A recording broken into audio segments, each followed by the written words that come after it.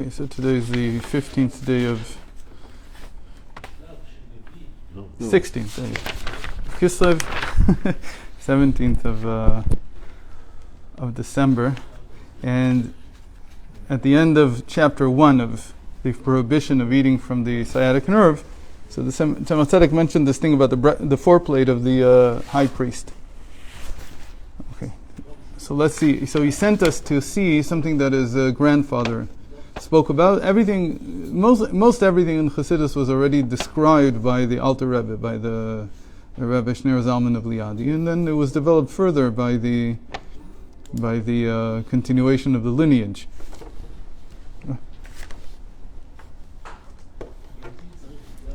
Okay, so let's see. V'yot yadua sheyesh b'nefesh ha'adam shnei minei ratzon. So this is very interesting because usually I quote this a lot, and I have to admit that until I saw it here, I didn't understand it was part of it had for greater context. There's a statement in the Zohar that says that there are it ratzon ve'it ratzon. There are two types of will.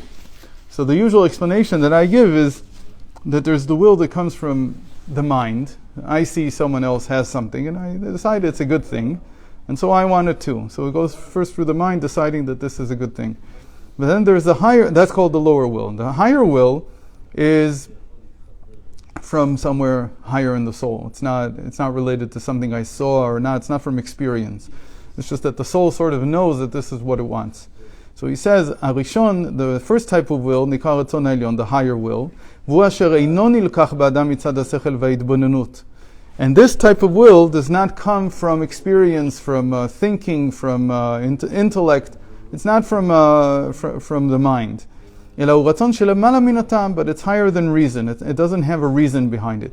And he mentioned this also in Derech Mitzvotecha that we learned. This is what Hashem says to Moshe Rabbeinu, because Moshe Rabbeinu says, when he went up to, the Medrash says like this in the Gemara, in Shabbos, it says that Moshe Rabbeinu went up to heaven and he saw that Hashem was, this is different than what we saw a few weeks ago. I said there were two different midrashim.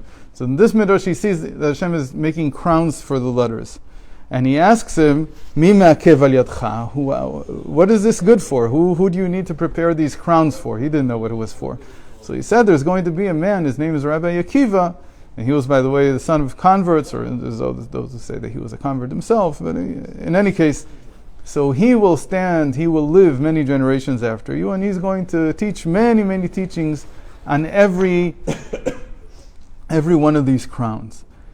By the way, this is the source for what it means that the Torah changes from generation to generation. Not that the Torah itself stays the same, the interpretation. In Moshe Rabbeinu's generation, he didn't know what to do with these crowns. As we move through history, we have new understandings of the old text. Suddenly you come to new understandings. The thing that troubles, I think, people the most is how can this be the same Torah? I mean, because every time we come into a deeper understanding of it. But yes, it was different sometimes it's even different. No, but I'm saying, right, I mean, it's a deeper meaning. That we have years of Doris. So for instance, we don't see that in the earlier generations there was a big deal with Gematria. They had Gematria, they had a little bit. There were a few halachos even that they learned from Gematria. Same idea. And then suddenly comes the Ari, and all of Kabbalah suddenly is built on Gematria. Even in the Zohar wasn't built on Gematria. So you see that from time to time there comes this person, and he sees this new feature in the Torah that nobody thought of yet, or nobody looked at seriously, and suddenly he builds his whole world on it. Now we don't have any of Rabbi Akiva's drushim, any of his homiletic sayings that teach us how he learned the crowns. It's very unfortunate we don't have that. But we have from his teacher. From his teacher we do, from Nachum Ish Gamzu. Right? One of his teachers was Nachum Ish Gamzu, and he was called Gamzu because every time he would come to the word Gam in the Torah, he would learn it in a new way. So he was based on Gam, Ach, and Rak, it says. Those three words. So he had a whole system about how to look at these three words in the Torah, which seem to be very inconsequential. It's like, okay, you use them in the sentence, but still to build a whole shita, a whole system of understanding Torah based on this. So we see from time to time there are people like this. Would you say it's similar to what happens in science? It's the same world, but we get more. You notice something else. More information from the same database only. Right, you notice something else. Before Newton, nobody thought it was important to actually measure the speed at which a ball rolls down an incline. Why? Because Aristotle convinced everyone it was inconsequential. They called it the ma'amar kamut, quantity, and quantity was considered to be completely accidental. Nobody cared. And then suddenly you say, okay, let's start measuring the speeds. And wow, a whole world of relationships is uncovered. So the same idea. So here he calls it shtok kach ale b'machshava, meaning that these features in the Torah, they come from a higher will. At first you don't understand what they're about. You don't understand what they're for. But understand that if you silence yourself, what he says is silence the mind, shtok, like silence the mind, kach al. So usually it's read kach ala b'machshava. This is how I thought of it. But Reb Nachman and everybody else, and here too he says kach ale b'machshava. This is how you rise in your thought. The only way to rise in your thought, to see something new, is to quiet the previous thought. The previous way of thinking has to be put aside. It's not that it's necessarily wrong. It's just that it reveals only so much, and now you have to think in a new way. Klomar en tam leratzon zeh. There is no understanding, there is no reason behind this will that I have, says Hashem. And if you want to join me there, you also have to quiet your understanding, your intellect, and then you'll rise to a higher level, and that's called ein tam leratzon. And there is no there's no reason for the will. And this we saw. We said that the ta'anug is above the ratzon. Right. There the ta'am is in a different sense. Right. Tam is taste. So when we talked in Sharash Mitzvah Tefillah, when we talk about the reasons for creation of the world, I said that there you can't explain it as reason in the sense of logic. It has to be understood as reason in the sense of tam, which is taste. And then the second type of will that says the Zohar, or how this is how he's interpreting it, nikah ratzon hatachton, is the lower will. V'hu haratzon asher nilkach b'adam rak mitzad hasechel v'atam sheyesh lo lama hu rotzeh b'davar zeh. And this is the type of will that comes from the regular intellect, the way that the person experiences the world, and he says, I want this, I want that. Or mitzad midot, or sometimes it doesn't even come from the understanding; it comes from either something lower, from the attributes of the heart. Because its nature is to love this and not that. And that's why he will have constant will to attain that thing that he loves. דהיינו, שהרצון מלובש בשכל והשכל שמוליד אחר כך אהבה, זהו לבוש שני. So he says, what's going on here? That here we have that there's an enclosement going on.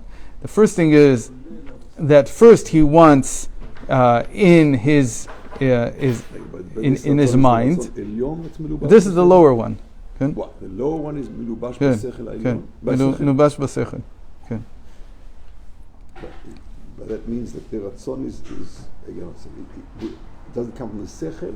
What's first, sechel or the ratzon?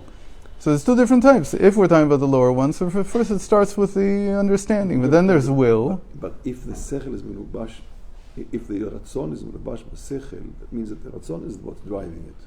No. If the ratzon, again, the will is something higher.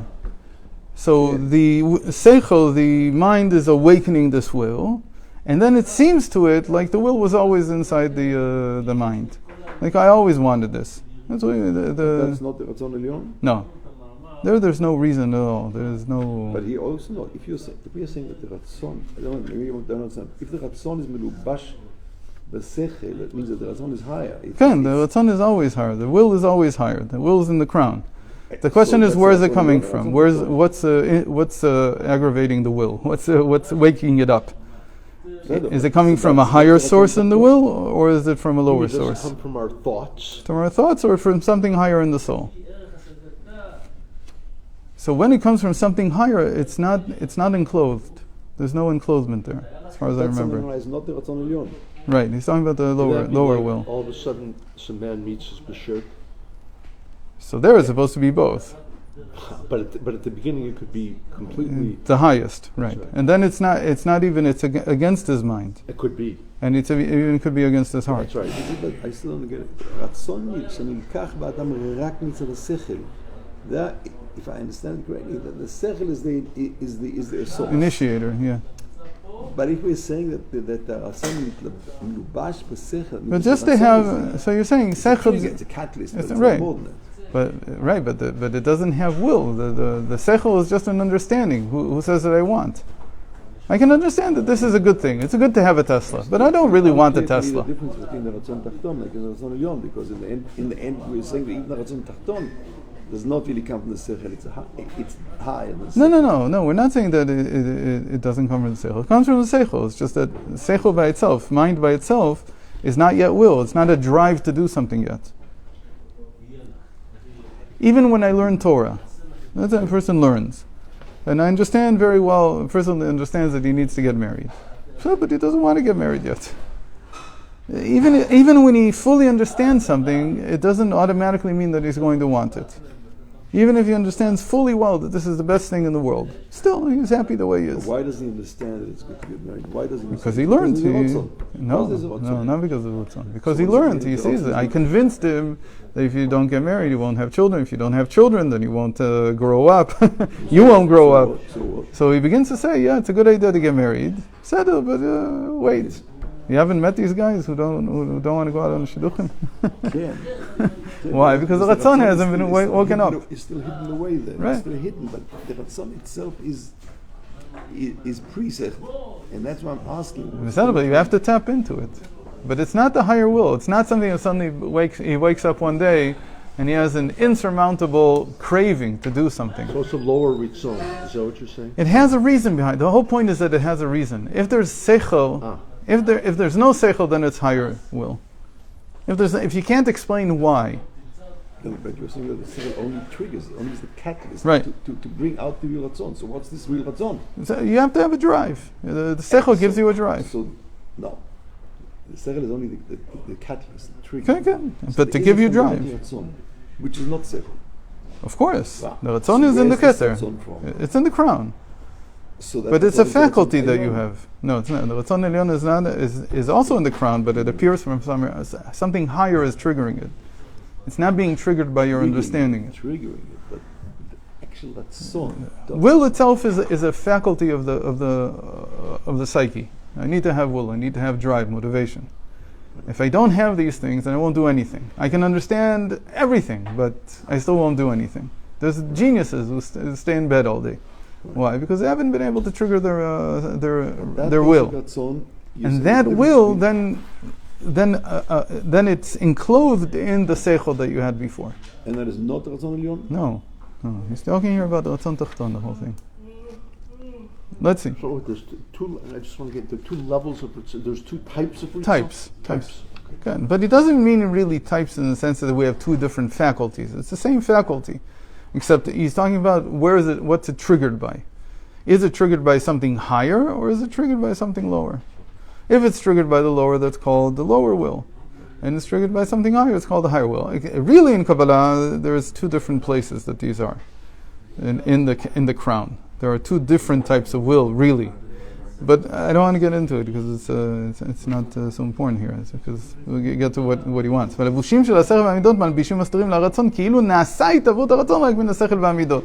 And then it looks like that the will came about from the mind and from the attributes of the heart. ובאמת אינו כן, שהרי הרצון הוא העיקר. אלא שמתלבש בשכל מידות ונקרא בבחינת ראותא דזה למעלה וראותא דליבה למטה באדם התחתון כידוע. But really, the main thing is the will. It's not, say it like this, that when it comes to doing mitzvot, for instance, so we say in the end, the main thing is that you have will to do mitzvot. Exactly what reason you gave for it. So the Rambam gave one reason, somebody else is going to give a different reason. Everybody has their different reasons, but that's not the main thing. Even the attributes of the heart are not the yikar, they're not the major thing.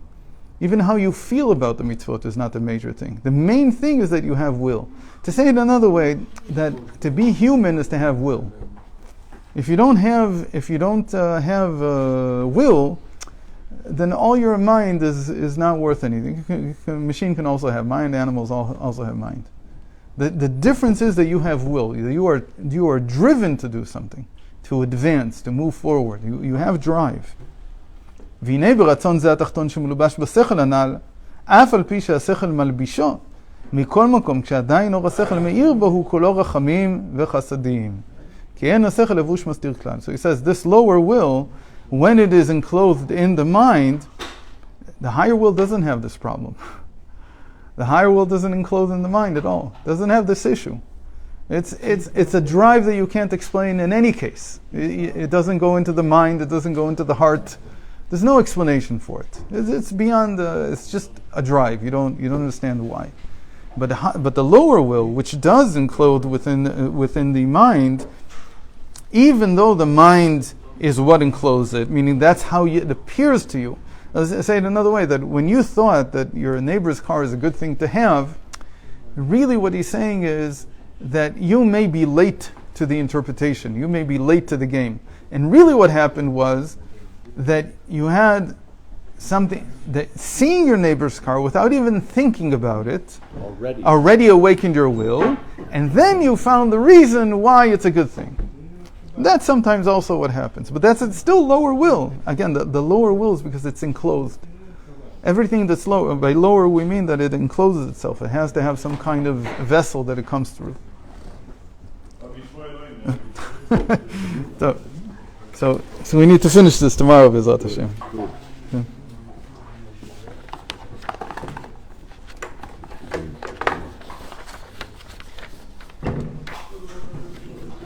זה טוב מאוד לחדד את זה.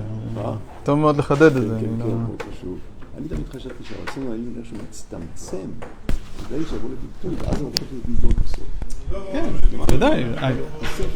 וודאי, אבל הוא מקיף. הרצון העליון הוא מקיף, הוא לא בא בהתלבשות. כן, צריך איזשהו צמצום. נכון, יש